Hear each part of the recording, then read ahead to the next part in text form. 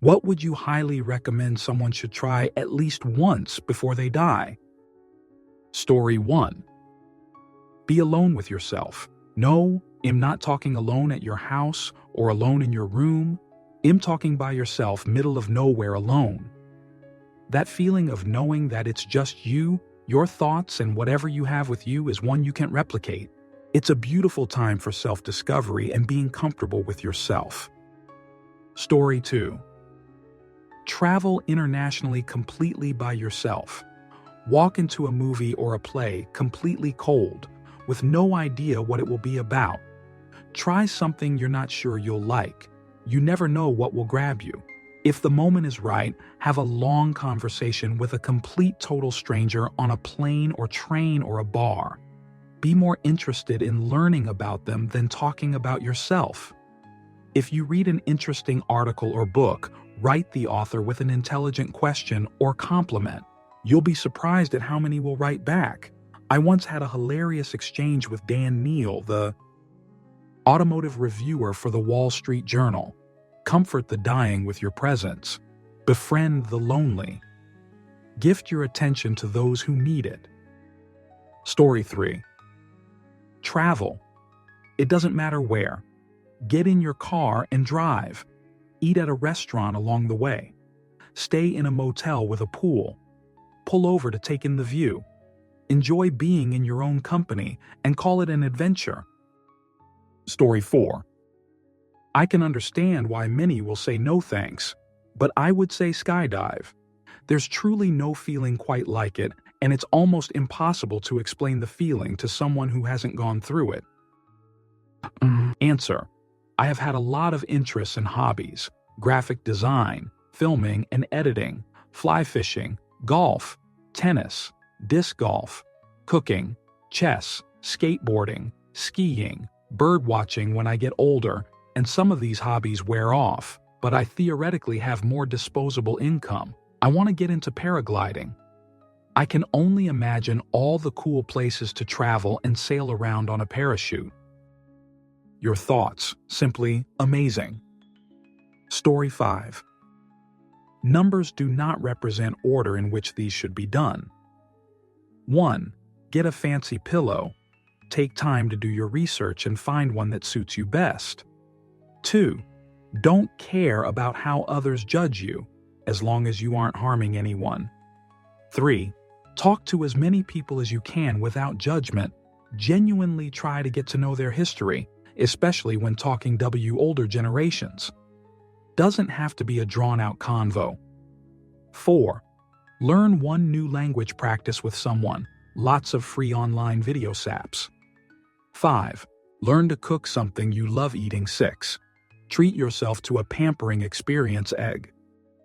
Manicure, pedicure, yes, manly dudes too.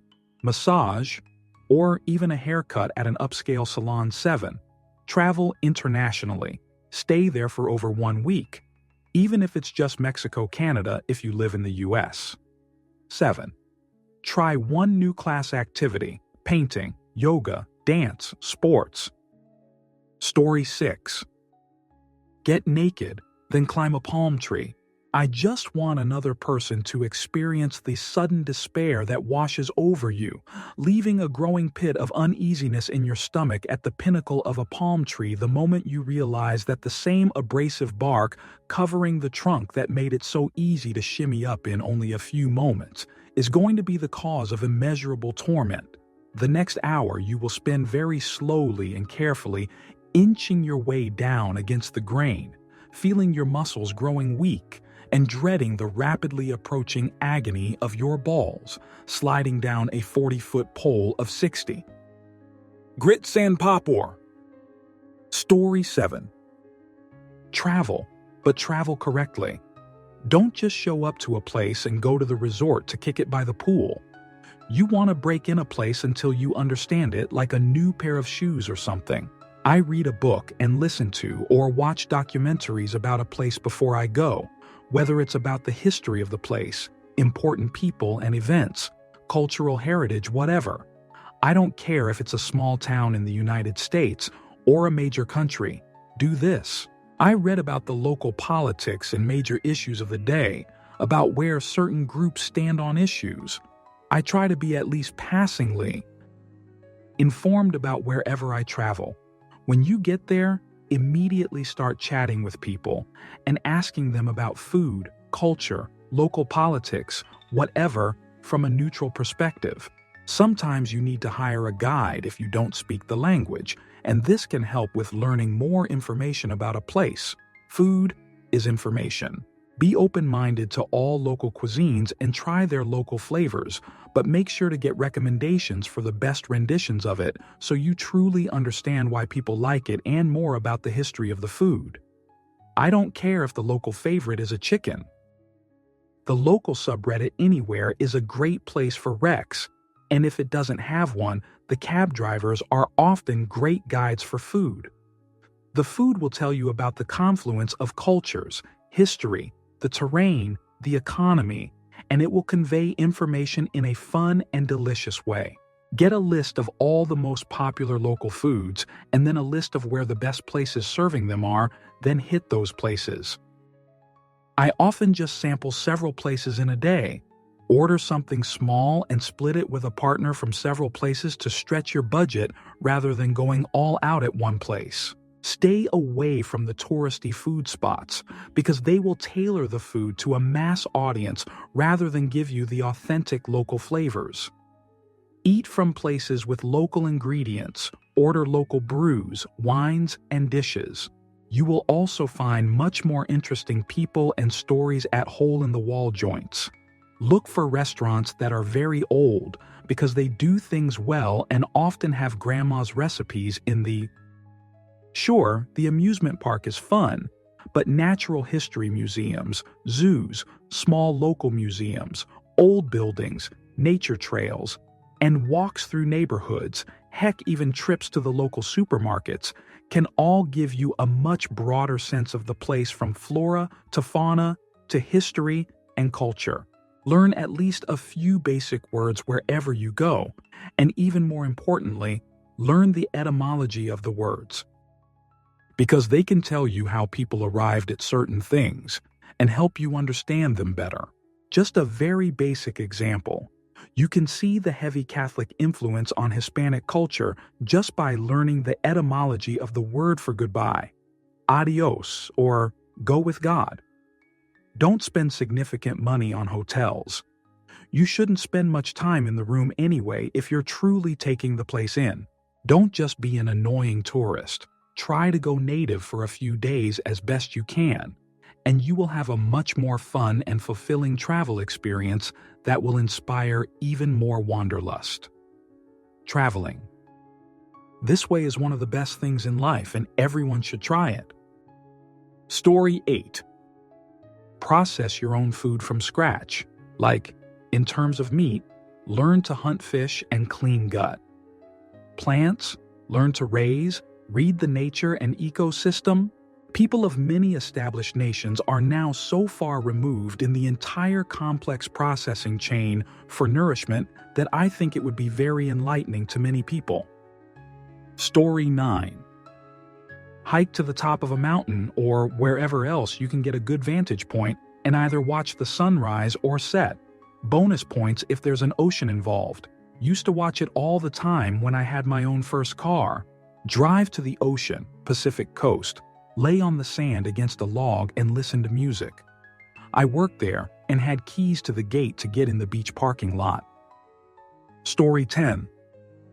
Being very publicly humiliated and embarrassed. I'm not a masochist or anything, but hitting a rock bottom of public humiliation sets you up for an entire lifetime of bravery and not giving a shoot. After all, once you hit that embarrassment low and survive, anything is possible. Answer.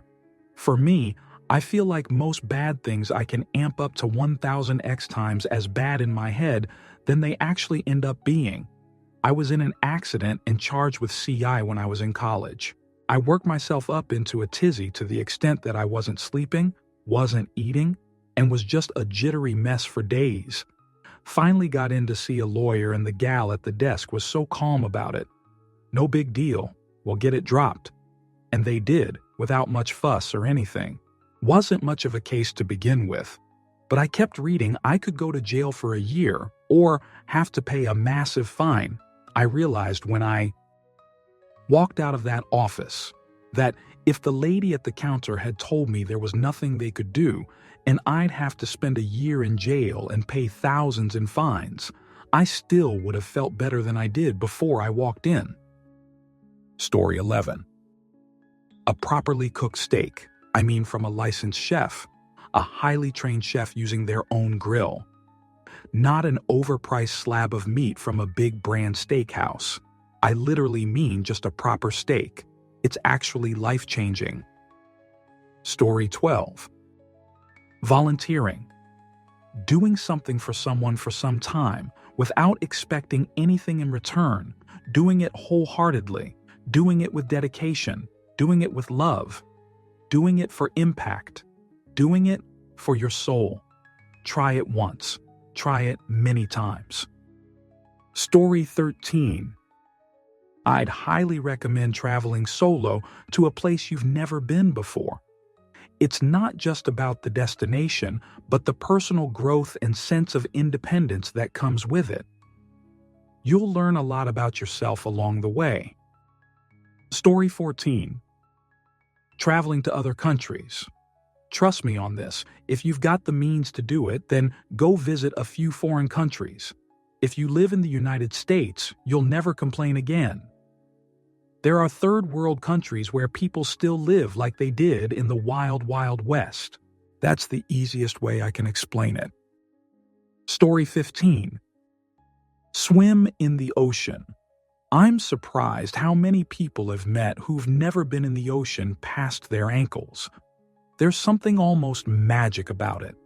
The way you hear your own breathing so vividly, the salt air, the sun's reflection on the water, you sort of become one tiny part of this thing, the ocean, and it's humbling and scary and beautiful and peaceful. It's truly something everyone should try to do at least once. Story 16. Doing a 180 on your lifestyle, e.g., if you're a workaholic, spend 1 month doing nothing to further your career. If you're a bum, try holding down a stressful job. It won't change your life, but it will give you perspective on how people who don't share your values live and allow you to relate and not resent them. Story 17. Go back to the basics for a while. Drop all luxury, no comfort. Something like living in a cave or survive in nature. Feel hunger and fear. Be alone with your thoughts. I think this could help people who feel lost, depressed, instead of medication. Reset. Story 18. Camping a beer when you shouldn't, one-night stand. Attending a live concert of a band you love. Magic mushrooms, get in a fight. A bloody physical fight. Find the person. The one you can trust. Love them. Have children. Challenge yourself. You're better than you are currently. Story 19. Put yourself first for a change. I don't just mean as in saying no when you don't want to do something. But go see that doctor. Take a 2-hour bath. Just lay in bed all day. Watch your favorite series that you know every single word to, etc. You deserve to put you first every now and then. Story 20. Off topic, don't dislike me, but the Lorax died for you. He died for our trees, and he loves you. He defeated capitalism and gave us the care to let it grow. Believe in the Lorax and always. The Lorax loves you. Try Lorax. Story 21. From someone who was once dying, currently surviving metastatic cancer, drive a Ferrari.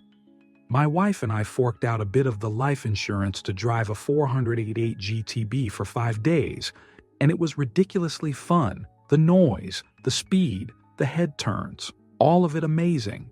The unbridled joy on the face of a school kid yelling at you to rev it, and you do. You are Santa Claus in a screaming red rocket sleigh. Story 22. Something I want to do before I die, as well as travel the world, specifically to ancient monuments and historically significant places. Story 23. Healthy relationship. Never fight, no jealousy, communication and respect. It makes us, my SO and I, happy, and we would never go back to past relationships with toxicity, passion indeed, but absence of peace of mind. Story 24. Taking dance classes. Spent years thinking I was too uncoordinated until I finally tried salsa dancing. It's not about being perfect, it's about letting go of your inhibitions and just moving. Now I'm addicted and go twice a week. Best decision I ever made. Story 25. If you can't draw or paint, pick any simple object and draw or paint it 50 times. It could be an apple or a smiley face, whatever. You have to draw it different each time. For instance, a hairy apple, apple hot air balloon, or just the outline of an apple. You will be amazed at what you came up with. Story 26. This one's for the men. Put stuff in your butt. Seriously. I read someone describe it rather accurately. Cummings is like driving a car. You learn it at a young age and it's great. Gets you places. The sense of freedom. Awesome. Story 27. Move and live somewhere else, even if it's only a few years. I wanted to live in NYC when I was in my 20s, and I've always regretted not doing it. My daughter mentioned she wants to live there after college, and I told her to do it. Story 28. Crack, LSD pot, adult beverage, cocaine. Until you have experienced any of this, you just have no idea. Not saying any of it is good for you, but until you have the experience, your opinion means nothing to me. And take that all the way to the leaders of our countries, all of them. Do I want a leader that's never been high? No, I don't. Story 29. I've thought about this a lot as my kids are getting older. Here's what I hope they experience. 1. Be willing to push yourself and fail. Some of my greatest regrets come from not being willing to fail when I was younger. I've learned that going all in on a dream is more satisfying than actually winning. 2. Go on a multi-day camping trip. Some of my best memories are from these, sitting around bored at times, sitting around campfires. Going with family is fun, but go with friends too. You'll connect on a new level. 3. Have good intimacy. If you have never had at least one time that sticks in your head, go seek it out. It's such an important part of being human as you get older.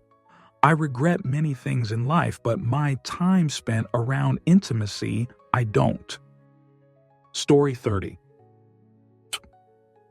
Mark Twain, The Innocents Abroad Roughing It.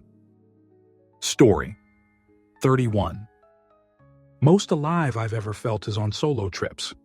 Favorite was being dropped off by float plane in the middle of a provincial park in Canada. Spent 9 days paddling and portaging to an entry point where I was picked up and brought back to town. Didn't see a single person for 7 days straight. Serenity is amazing for the soul. Story 32. Camping. While I love going camping with friends and or family, I love going solo. It's a humbling experience. To know you're your own backup when SHTF. To hear or see the wildlife around you. Starting a fire and cooking on it. Filtering water. Setting up your shelter. There's no greater feeling afterwards. Story 33. But I still prefer being in a healthy, committed relationship. Story 34. I'll never forget the feeling in my stomach as I began my descent into Serbia from the US, moving by myself with no one I knew IRL for thousands of miles. It was surreal, a different world with no guidance. Story 35. I just did this at my 40s. I went from Germany to Japan for 2 weeks on my own, never traveled much and even less by myself. It did change me, and had such interesting experiences, good and bad ones both. Story 36. As an Australian, this is a bizarre concept. Many of us travel especially overseas. Also, I was speaking to an American a few weeks back, and they told me that so many Americans have never seen a beach. That blew my mind, but I get it given how many states are landlocked, but that concept seems so foreign to me. Most Australians are within 1 hour from a beach. Story 37. There are cities in the UK with residents who have never been outside the city of their birth, never mind the county, rarely leaving their suburb even. Yes, you, Stoke-on-Trent, I'm calling you out in particular. Did a short-term contract there, and never had I met so many insular and parochially minded people. Story 38. I knew a non-Mormon when I lived in Utah. We met in college. He was like 23. I told him he needs to travel more, see new stuff. Why would I travel? It's just different buildings. Craziest thing I've ever heard. Story 39. I am living abroad currently and planning to move back home in the next year or so. Been overseas for 5-ish years and would love to move back here eventually, but my parents are getting older, siblings are having kids, etc. I'd like to be around for this period in life. Definitely keeping a move back here in my back pocket, though. I have learned a lot about myself and society in general over these years. It's worth it 1,000. Helps that I found the love of my life here. D. Story 40. Had the opportunity to study abroad 3 times, never regretted it. Met great people and got to learn there was more to life outside my city. Gonna make my children do the same. It's a once-in-a-lifetime chance to do something insane with people similar to you in age. Story 41. A few seconds of terror and/or thrill, followed by a surprising calm as you finish accelerating and are now being carried down on what feels like a physical blanket of air. After that, it's some of the best sightseeing you'll ever do. Add in some neat tricks if you're feeling frisky. 3. Story 42. My ears hurt, and I had bruises over my shoulder chest where the straps go. I didn't have a hankering to do it beforehand and just went because I was invited. It was fine, won't be doing it again. If you want to do it and are excited to do it, yes, do it. Story 43. I have had a lot of interests and hobbies: graphic design, filming and editing, fly fishing, golf, tennis, disc golf, cooking, chess, skateboarding, skiing, bird watching when I get older, and some of these hobbies wear off. But I theoretically have more disposable income. I want to get into paragliding. I can only imagine all the cool places to travel and sail around on a parachute. I see videos of people paramotoring way above the Himalayas, and to me, that is the ultimate hobby and possibly the pinnacle of human experience. Imagine being all alone above the clouds on a rainy day with just your thoughts. Simply amazing. Story 44. I agree with this.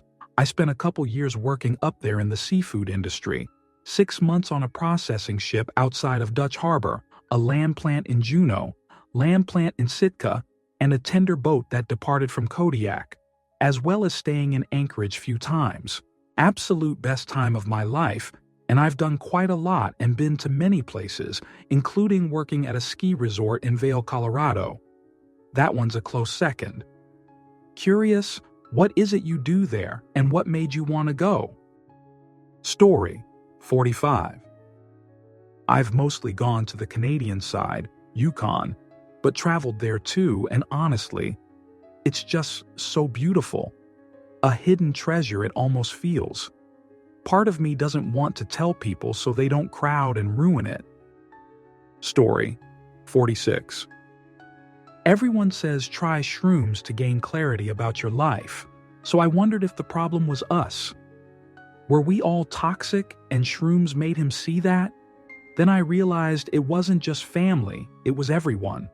Old friends, new friends, strangers, it didn't matter. He swears it was just shrooms. His buddies he was with swear the same. So I can't really say, oh, it must be him taking this other substance's fault. Brains are weird. You never know what you're really doing when you start fudge with them. Story 47. I grew up with narcissistic parents who always wanted revenge for all slights, perceived or otherwise. It's toxic shoot. The one way I have found that you can take revenge without actually taking revenge is to turn the impulse into a good gesture that helps someone or some cause that you genuinely support, but also, through no fault of your own, indirectly makes the revenge target feel the consequences of their actions and become the bad guy in the story. That feels just as good and has no toxic backlash on your life and soul. Story 48. I rode a horse just once at summer camp. Scared the hell out of me the whole time. It was a tame, gentle horse, but I couldn't get it out of my head that I was 8 feet off the ground, balancing on an enormous and smart animal that could just toss me or stomp me to my passing at any time it chose. Story 49. I completely agree. I went skydiving about 6 years ago, and it was exhilarating. One pro tip for anyone that does take this advice and go, don't think too much about it when you're in the plane. If you do, it'll be really easy to back out. Push through it. It's so worth it. Story 50. Teaching poetry to middle school students is very eye-opening. Some are very basic, some are insightful, and then you get the rare few who can really put emotions on paper and just go nuts. I do take the time to work with them on the basics and make sure to give positive feedback on all attempts. But I am still amazed at the deep thinking of the unaverage preteen. Story 51. For me, I feel like most bad things I can amp up to 1000x times as bad in my head than they actually end up being. I was in an accident and charged with CI when I was in college. I worked myself up into a tizzy to the extent that I wasn't sleeping, wasn't eating, and was just a jittery mess for days. Finally got in to see a lawyer, and the gal at the desk was so calm about it. No big deal. Well, get it dropped. And they did. Without much fuss or anything. Wasn't much of a case to begin with. But I kept reading I could go to jail for a year or have to pay a massive fine. I realized when I walked out of that office that if the lady at the counter had told me there was nothing they could do and I'd have to spend a year in jail and pay thousands in fines, I still would have felt better than I did before I walked in.